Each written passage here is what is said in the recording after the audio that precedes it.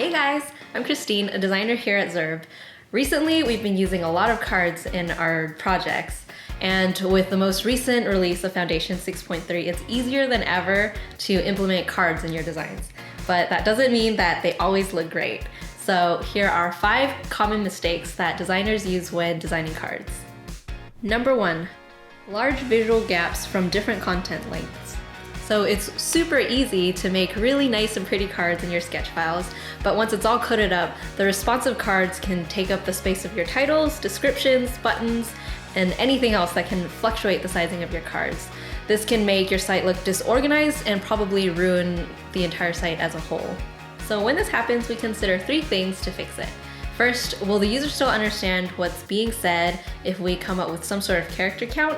Will we be losing any information? See if your titles and descriptions will make sense when they're truncated.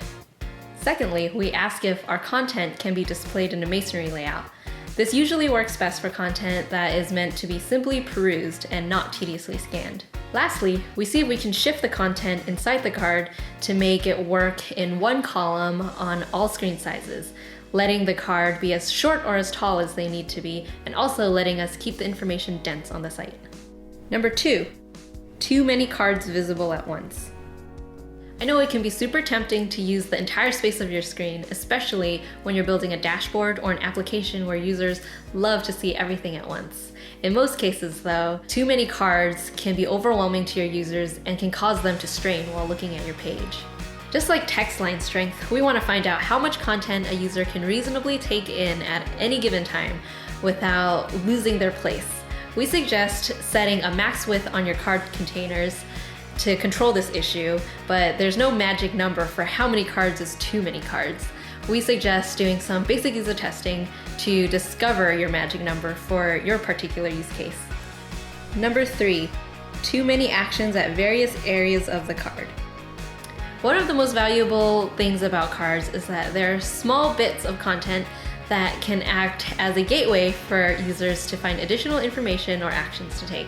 Sometimes using actions like a trash can or a gear icon to represent trash or settings buttons can make sense, but adding an action to every aspect of your card can become more confusing than useful to the user. This usually happens when a client or a project owner wants too much out of each card. Instead, try thinking about which actions are necessary and then grouping them by importance or type. This gives us the opportunity to identify and unify a few key actions to their easily found spots at the bottom of your card. Number 4, overloading cards with content. Like we mentioned in number 2, it can be really tempting to throw a whole bunch of information onto the screen at once. But piling on too much bite-sized information onto the screen can be too much for the user to chew. Outlining the most important content is a great way to keep your cards focused.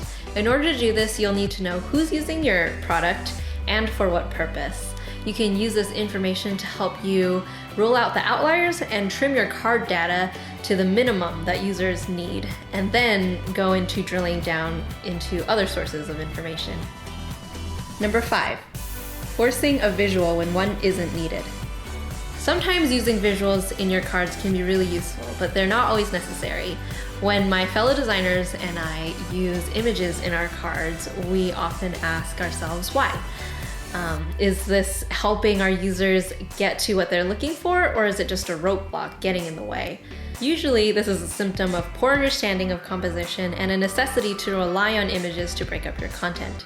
A really great way to battle this is to do some typographic experimentations. Take a closer look at your content order and hierarchy and play around with it until your card is balanced and clear. So play your cards right. With Foundation 6.3, it's never been easier to code and style cards in your designs. Click the link below to download the newest version of Foundation 6.3 so you can get started with all of its amazing new features.